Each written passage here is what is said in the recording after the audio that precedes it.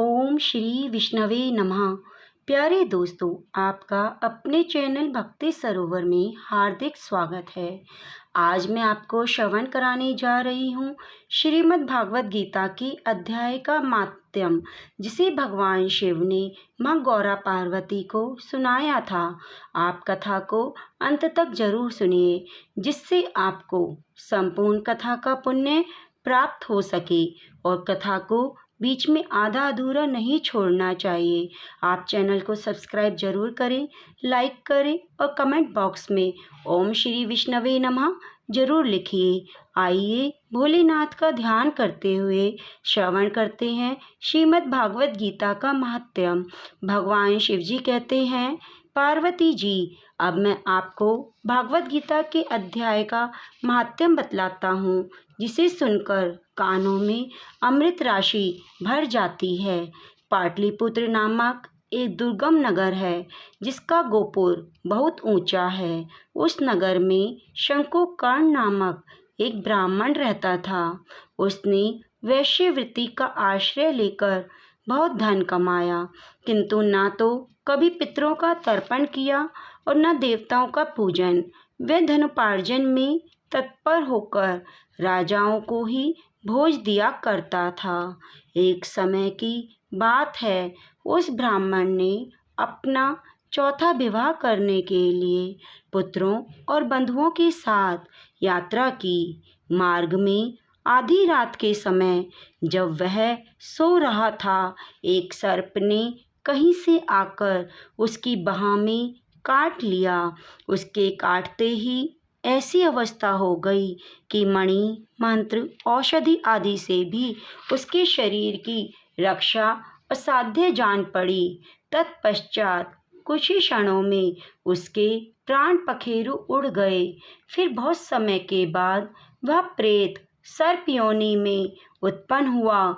उसका चित्त धन की वासना में बंधा था। उसने पूर्व वृत्तांत को स्मरण करके सोचा, मैंने जो घर के बाहर करोड़ों की संख्या में अपना धन गाड़ रखा है, उससे इन पुत्रों को वंचित करके स्वयं ही उसकी रक्षा करूँगा।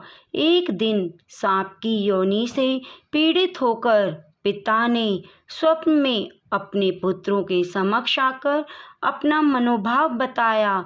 तब उसके निरंकुश पुत्रों ने सवेरे उठकर बड़े विस्मय के साथ एक दूसरे से स्वप्न की बातें कही। उनमें से मंझला पुत्र कुदाल हाथ में लेकर घर से निकला और जहां उसके पिता सर्प योनि धारण करके रहते थे, उस स्थान पर गया। यद्यपि उसे धन के स्थान का ठीक ठीक पता नहीं था, तो भी उसने चिन्हों से उसका ठीक निश्चय कर लिया और लोभ बुद्धि से वहां पहुंचकर बांबी को खोदना आरंभ किया। तब उस बांबी से बड़ा भयानक सांप प्रकट हुआ और बोला, ओ मूढ़, कौन है तू? किस लिए आया है? क्यों बिल खोद रहा है? अथवा किसने तुझे भेजा है? ये सारी बातें मेरे सामने बता। पुत्र बोला, मैं आपका पुत्र हूँ, मेरा नाम शिव है। मैं रात्रि में देखे हुए स्वप्न से विस्मित होकर यहाँ स्वर्ण लेने के लिए कौतूहल आया हूँ। पुत्र की वाणी सुनकर वह सांप हंसता हुआ उच्च स्वर से इस प्रकार बोला, यदि तू मेरा पुत्र है तो मुझे शीघ्र ही बंधन से मुक्त करा। मैं पूर्व जन्म के गाड़े हुए धन के लिए ही सर्प योनि में उत्पन्न हुआ हूँ। पुत्र ने पूछा, पिताजी, आपकी मुक्ति कैसे होगी? इसका उपाय मुझे बताएं, क्योंकि मैं इस रात में सब लोगों को छोड़कर आपके पास आया हूँ। पिताजी ने कहा, बेटा, गीता के अमृत में अध्याय को छोड़कर मुझे मुक्त करने में तीर्थदान, तप और यज्ञ भी सर्वथा समर्थ नहीं। केवल गीता का 7वां अध्याय ही प्राणियों के जन्म जरा आदि दुख को दूर करने वाला है। हे पुत्र, मेरे श्राद्ध के दिन 7वें अध्याय का पाठ करके ब्राह्मणों को श्रद्धापूर्वक भोजन कराओ। इससे निस्संदेह मेरी मुक्ति हो जाएगी।